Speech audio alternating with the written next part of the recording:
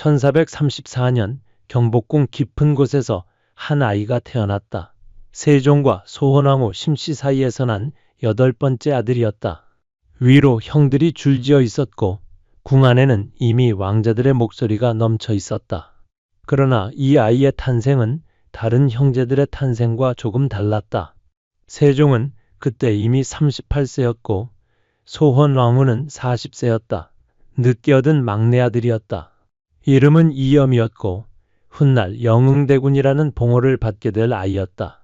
세종은 그 아이를 보는 순간부터 무언가 다른 감정을 품었던 것 같다. 조선 왕조실록에는 세종이 영흥대군을 편애했다는 기록이 직접적으로 등장한다. 왕이 신하들 앞에서 막내 아들 이야기를 꺼낼 때 그 어조는 다른 왕자들을 언급할 때와 달랐다. 영흥대군의 집이 지나치게 화려하다고 신하들이 비판하는 기록도 실록 곳곳에 남아있다. 세종은 막내 아들에게 남다른 것을 주고 싶어 했다. 더 좋은 집, 더 넓은 땅, 더 많은 것들, 그리고 그 모든 것 위에 아버지의 손길이 닿아 있었다. 영흥대군의 묘지문에는 특별한 기록이 하나 남아있다.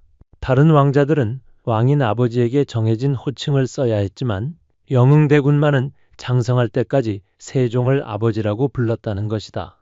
왕과 왕자 사이에 정해진 격식이 있었고 그 격식은 왕실의 질서를 유지하는 데 없어서는 안 될 것이었다.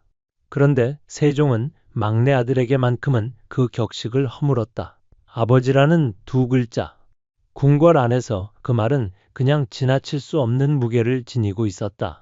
세종이 그 말을 허락했다는 것은 이 아이와 자신 사이에 특별한 무언가를 두고 싶었다는 뜻이었다. 그 사랑이 어디에서 비롯된 것인지는 기록이 말해주지 않는다. 늦게 얻은 아들이기 때문이었을까? 아니면 그 아이가 태어날 무렵 궁 안에는 이미 슬픔이 쌓여 있었기 때문이었을까? 영흥대군이 태어나기 전 세종은 이미 여러 자식을 잃었다. 첫째, 딸 정소공주는 13살에 세상을 떠났다. 그 아픔이 가시기도 전에 다시 자식들이 하나씩 병들고 기울었다. 그 모든 상실 뒤에 찾아온 막내였다. 세종이 그 아이에게 유달리 마음을 쏟은 것은 어쩌면 그 슬픔들이 한꺼번에 그 아이 한 명에게 쏠린 탓이었는지도 모른다. 그러나 사랑이 지나치면 그것은 더 이상 사랑만으로 머물지 않는다.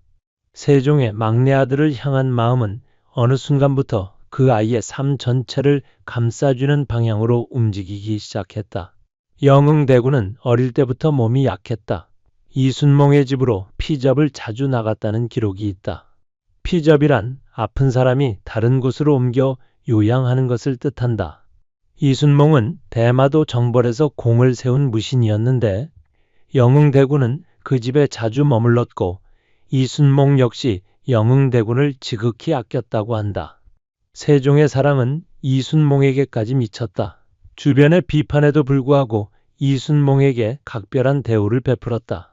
막내 아들이 머무는 집이라면 그 집 주인에게도 왕의 은혜가 흘러가야 한다고 여겼던 것이다. 그 시절 궁 안에는 웃음소리보다 곡소리가 더 자주 들렸다. 영흥대군이 12살이 되던 해인 1446년 어머니 소헌왕후가 세상을 떠났다. 소헌왕후는 오랫동안 병을 앓았다. 그 전에 이미 5째 아들 광평대군과 7째 아들 평원대군이 한 달 간격으로 잇따라 세상을 떠났다.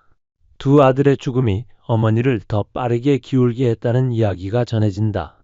소헌왕후는 차남 수양대군의 사저에서 52살의 나이로 눈을 감았다. 12살 영흥대군에게 어머니의 죽음은 어떻게 다가왔을까? 기록은 그 아이의 감정을 직접 전하지 않는다.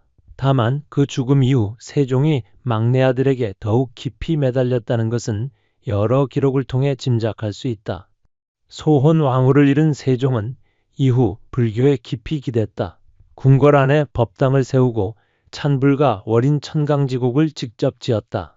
유학자들의 반발이 거셌지만 세종은 개의치 않았다.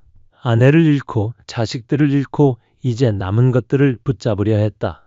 그 붙잡으려는 손이 막내 아들 영흥대군에게 가장 강하게 뻗었다. 세종은 그 아이의 집을 화려하게 지어주었고 그 아이의 곁에 좋은 사람들을 배치했다. 그리고 그 아이의 혼인까지 직접 손을 댔다. 영흥대군의 첫 번째 혼인 상대는 송복원의 딸 송씨였다. 왕실의 혼인은 대개 절차가 복잡하고 가문과 덕망을 따지는 일이 많았다. 송씨 집안은 그 기준을 통과한 집안이었다. 어린 영흥대군과 어린 송씨는 그렇게 부부가 되었다. 두 사람이 서로에게 어떤 감정을 품었는지 기록은 상세히 전하지 않는다. 그러나 이후에 벌어지는 일들을 보면 영흥대군이 송씨를 마음 깊이 아꼈다는 것은 분명하다. 그런데 세종이 나섰다. 송씨에게 병이 있다는 이유였다. 세종은 신하들과 논의하여 영흥대군과 송씨를 이혼시키기로 결정했다. 그리고 곧바로 새 혼인 상대를 정해주었다. 정춘경의 딸 정씨였다. 여기서 문제가 생겼다. 정춘경은 이미 세상을 떠난 사람이었다. 당시 왕실에는 아버지를 여인 자식은 왕자의 배필로 삼지 않는다는 관행이 있었다. 정씨는 그 관행에 따르면 왕자의 아내가 될 수 없는 신분이었다. 신하들이 이 점을 들어 반대했다. 그러나 세종은 듣지 않았다. 관행을 어기면서까지 영흥대군과 정씨를 혼인시켰다. 세종이 왜 그토록 이 혼인을 밀어붙였는지 기록은 명확한 이유를 남기지 않는다. 송씨의 병이 실제로 심각했는지 아니면 다른 이유가 있었는지 지금으로서는 알 수 없다. 다만 한 가지는 분명하다. 영흥대군의 의사는 그 결정 어디에도 담겨 있지 않았다. 아버지가 정한 것이었다. 아버지의 사랑이 만들어낸 결정이었다. 그 사랑은 막내 아들을 위한다는 이름을 달고 있었지만 그 결과는 영흥대군이 아끼던 사람을 그의 곁에서 떼어내는 것이었다. 송씨는 궁 밖으로 나갔다. 영흥대군의 집에 더 이상 송씨의 자리는 없었다. 정씨가 새 아내로 들어왔다. 겉으로 보면 왕실의 혼인 하나가 정리된 것이었다. 그러나 그 안에서 영흥대군은 무언가를 잃었다. 그것이 무엇인지는 훗날 그가 한 행동들이 천천히 알려준다. 세종의 말년은 병과 슬픔 속에 있었다. 몸이 점점 더 기울었다. 눈이 어두워지고 당뇨와 여러 질환이 겹쳤다. 그래도 세종은 막내 아들 곁을 떠나지 않으려 했다. 말년에 세종은 영흥대군의 집으로 피접을 나갔다. 피접은 아픈 사람이 요양을 위해 다른 곳으로 옮기는 것이었다. 왕이 신하의 집으로, 아버지가 아들의 집으로 옮겨 머무는 일은 흔한 것이 아니었다. 그런데 세종은 그 집을 택했다. 막내 아들의 집이었다. 그리고 그 집에서 1450년 세종은 숨을 거두었다. 영흥대군의 나이 16이었다. 아버지가 자신의 집에서 눈을 감았다. 어머니를 잃은 지 4년 만이었다. 12살에 어머니를 잃고 16에 아버지를 잃었다. 그 사이에 아버지의 손에 의해 첫 아내를 빼앗겼다. 두 번의 죽음과 한 번의 이별이 짧은 시간 안에 겹쳤다. 영흥대군은 그 모든 것을 감내해야 했다. 아버지의 사랑이 곁에 있는 동안에도 그 사랑은 그를 보호하는 동시에 그를 올가매고 있었다. 세종이 세상을 떠나고 문종이 왕위에 올랐다. 문종은 영흥대군의 큰형이었다. 두 사람의 나이 차이는 무려 20살이었다. 형이라기보다는 아버지와 비슷한 나이였다. 문종의 치세는 길지 않았다. 1452년 문종이 세상을 떠났다. 문종의 아들 단종이 12살의 나이로 왕위에 올랐다. 어린 왕이었다. 그 주변에는 이미 힘을 키우고 있는 세력들이 움직이고 있었다. 1453년 계유정난이 터졌다. 수양대군이 군사를 일으켜 단종의 측근들을 제거했다. 그 과정에서 피가 흘렀다. 안평대군이 죽었다. 금성대군이 유배를 떠났다. 형제들이 서로의 이름을 적으로 부르는 시절이 시작되었다. 영흥대군은 그 모든 것을 지켜보았다. 그는 어느 편에도 서지 않았다. 아니, 설 수 없었다.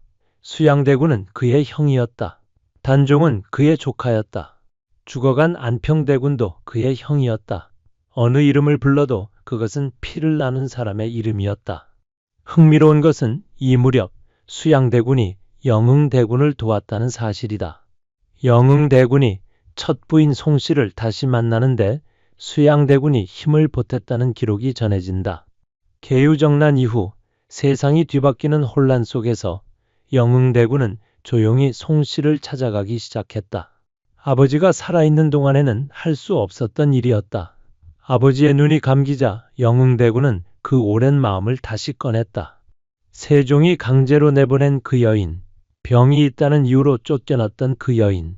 그 사이에 정씨가 들어와 아내 자리를 채우고 있었지만 영흥대군의 마음이 향하는 곳은 달랐다.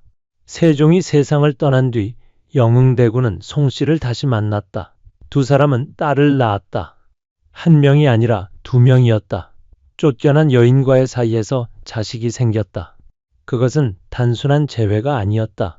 아버지의 결정에 대한 조용한 반발이었고 자신이 진정으로 원하는 것을 향해 처음으로 내딛는 걸음이었다. 그리고 마침내 영흥대군은 정씨를 내보냈다. 왕실의 법도를 거스르는 일이었다. 왕자가 적처를 내치는 것은 쉽게 허락될 수 있는 일이 아니었다. 신하들의 눈이 있었고 왕실의 체면이 있었다. 그러나 영흥대군은 그 법도를 어겼다. 그리고 송씨를 다시 아내로 맞아들였다. 아버지가 빼앗아간 그 자리를 아버지가 세상을 떠난 뒤에야 되찾은 것이었다. 그 재회가 영흥대군에게 어떤 감정을 가져다 주었는지는 알 수 없다. 오래 기다렸던 사람을 다시 곁에 두었으니 그것이 기쁨이었을까? 아니면 그 재회에는 이미 너무 많은 것들이 사라진 뒤에 허전함이 함께 섞여 있었을까? 어머니는 없었다. 아버지는 없었다. 형제들은 서로를 죽이고 유배 보내는 세상이 되었다. 그 모든 것을 겪고 난 뒤에 찾아온 재회였다. 세조가 된 수양대군은 단종을 몰아내고 왕위에 올랐다. 1455년의 일이었다. 영흥대군의 조카 단종은 왕위를 빼앗겼다. 영흥대군의 첫 부인 송씨는 단종의 왕비 정순왕후의 고모였다. 두 번째 부인 정씨는 단종의 누나 경혜공주의 시누이였다. 어느 쪽으로 따져도 영흥대군은 단종과 깊이 연결되어 있었다. 그러나 영흥대군은 단종을 위해 나서지 않았다. 수양대군이 장조카를 핍박할 때 영흥대군은 눈을 감았다. 그것이 비겁함이었는지 아니면 살아남기 위한 선택이었는지 쉽게 말하기 어렵다. 안평대군은 수양대군에 맞섰다가 죽었다. 금성대군은 단종 보기를 꾀하다가 결국 사약을 받았다. 형제들이 하나씩 사라져갔다. 영흥대군은 그 사이에서 조용히 살아남았다. 살아남은 것이 축복이었는지 저주였는지는 그 이후의 삶이 말해준다. 영흥대군의 집은 화려했다. 세종이 지어준 집이었고 이후에도 왕실의 지원이 끊이지 않았다. 성종 시절 기록에는 영흥대군 가문이 소유한 노비가 1만 명에 육박했다는 사간원의 비판이 남아있다. 사간원에서는 그 많은 노비에게 부과되는 자벽을 면제해 주는 것이 일반 백성들에게 부담을 준다고 강하게 비판했다. 그러나 성종은 듣지 않았다. 세종의 막내 아들이 남긴 가문이었다. 황금으로 가득 찬 집이었다. 그러나 그 집 안에서 영흥대군이 어떤 얼굴로 하루를 보냈는지는 기록이 전하지 않는다. 몸이 약했다. 어릴 때부터 피접을 나갈 만큼 건강이 온전하지 않았다. 형제들이 피를 흘리는 세상을 지켜보며 살았다. 아버지의 지나친 사랑 속에서 자라면서 스스로 아무것도 결정하지 못하는 시간이 길었다. 첫 아내를 빼앗겼고 그 아내를 되찾기까지 긴 세월이 흘렀다. 그 세월 동안 그의 안에서 무언가가 조금씩 달아갔을 것이다. 1467년 영흥대군 이염이 세상을 떠났다. 34살이었다. 조선 왕실 기록에 그의 사망은 짧게 남아있다. 왜 그렇게 일찍 세상을 떠났는지 구체적인 병명이나 원인이 상세히 전해지지는 않는다. 다만 어릴 때부터 몸이 약했다는 것, 그리고 그 몸을 더욱 기울게 했을 삶의 무게가 있었다는 것은 짐작할 수 있다. 이 이야기를 처음부터 다시 따라가 보면 한 가지 질문이 자꾸 머릿속에 남는다. 세종의 사랑은 어디서부터 잘못된 것이었을까? 아니, 잘못되었다는 말이 맞는 말인지도 모르겠다. 세종은 분명히 막내 아들을 사랑했다. 그 사랑은 진심이었을 것이다. 어머니를 잃은 뒤 더 이상 아무것도 잃고 싶지 않다는 마음이 그 사랑 안에 있었을 것이다. 그러나 그 마음이 아들의 삶 전체를 손에 쥐는 방향으로 움직였을 때 그것은 이미 사랑만이 아닌 다른 무언가를 함께 품게 되었다. 영흥대군은 스스로 선택할 수 없었다. 아버지가 살아있는 동안 그의 혼인은 아버지가 정했고 그의 집은 아버지가 지었고 그의 곁에 있는 사람들도 아버지가 골랐다. 아버지의 사랑은 황금으로 만들어진 것이었지만 그 황금이 쌓일수록 그 안의 공기는 점점 더 좁아졌다. 아버지가 세상을 떠난 뒤에야 영흥대군은 처음으로 자신이 원하는 것을 향해 손을 뻗었다. 그것이 송씨였다. 아버지가 빼앗아간 그 사람. 그러나 그 재회는 이미 너무 많은 것들이 지나간 뒤에 찾아왔다. 형제들이 죽고 조카가 왕위를 빼앗기고 피바람이 지나간 자리에서 영흥대군은 살아남은 자의 무게를 혼자 안고 있었다. 34살. 길지 않은 삶이었다. 화려한 집과 많은 재산이 있었지만 그것이 그의 삶을 채워주었는지는 알 수 없다. 어머니를 일찍 잃었고 아버지의 사랑은 너무 무거웠으며 형제들은 서로를 죽이는 세상을 살았다. 그 모든 것 위에서 영흥대군은 오래 버티지 못했다. 그의 이름은 조선 왕조실록 속에 간간히 등장한다. 세종이 편애했다는 기록 속에, 집이 너무 화려하다는 비판 속에, 노비가 너무 많다는 지적 속에, 그러나 그 기록들 어디에도 영흥대군이 어떤 사람이었는지, 무엇을 좋아했는지, 밤마다 어떤 생각을 했는지는 나오지 않는다. 그는 기록 속에서 세종의 막내 아들이었고 왕실의 대군이었고 화려한 집의 주인이었다. 그러나 그 이름들 뒤에 숨어있는 한 사람의 얼굴은 기록이 닿지 않는 자리에 있다. 세종은 조선 역사에서 가장 위대한 왕으로 꼽힌다. 훈민정음을 만들었고 집현전을 열었으며 수많은 제도를 정비했다. 그 치적들은 500년이 지난 지금도 사람들의 입에 오르내린다.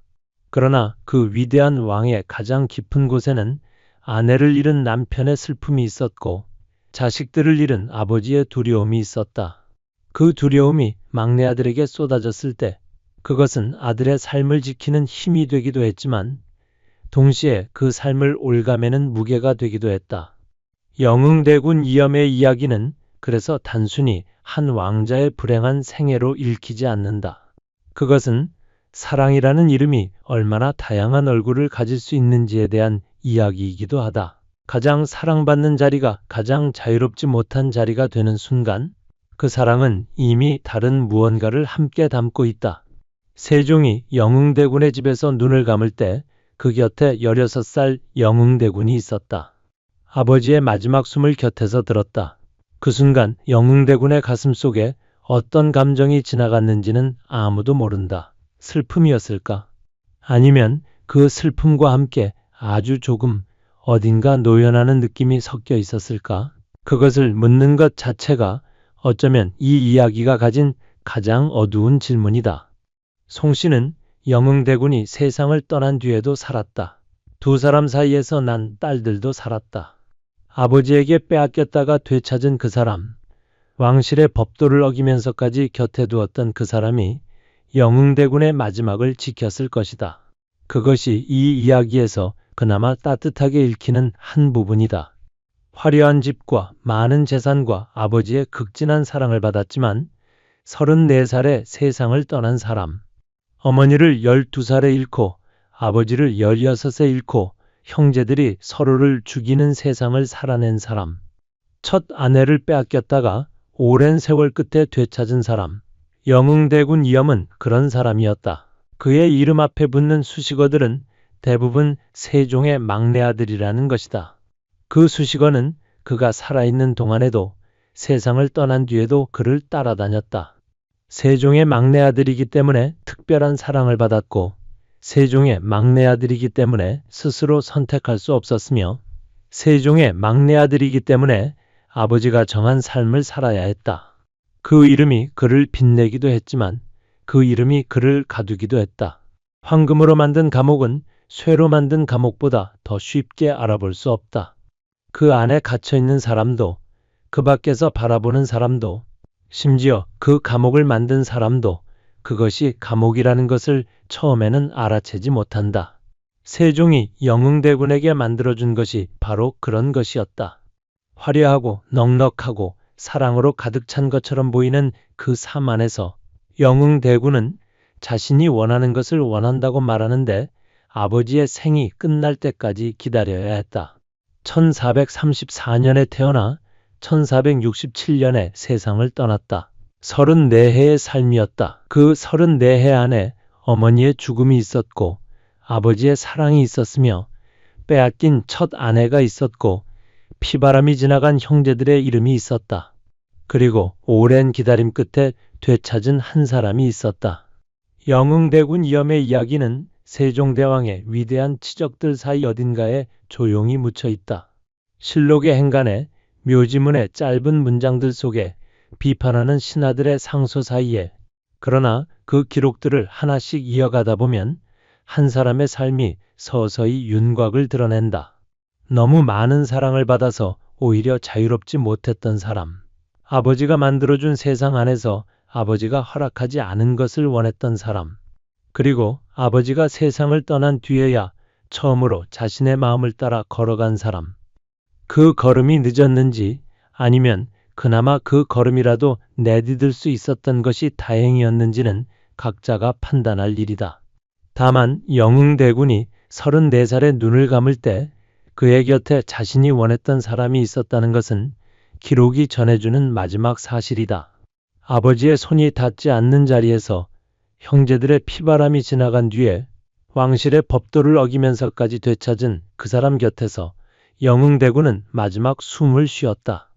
세종의 사랑이 낳은 비극이라고 이 이야기는 불린다. 그러나 그 비극 안에는 단순한 비극으로 정리되지 않는 여러 겹의 이야기가 겹쳐져 있다. 사랑과 집착, 보호와 통제, 황금과 감옥, 아버지와 아들, 그 사이 어딘가에 영흥대군 이염이 있었다. 조선 왕실의 화려한 기록들 속에 조용히 묻혀있는 그 이름 하나가 오늘도 무언가를 말하고 있다. 오늘의 이야기는 여기까지입니다. 끝까지 함께 해주신 여러분께 진심으로 감사드립니다. 이 이야기가 마음에 남으셨다면 구독과 좋아요 부탁드립니다.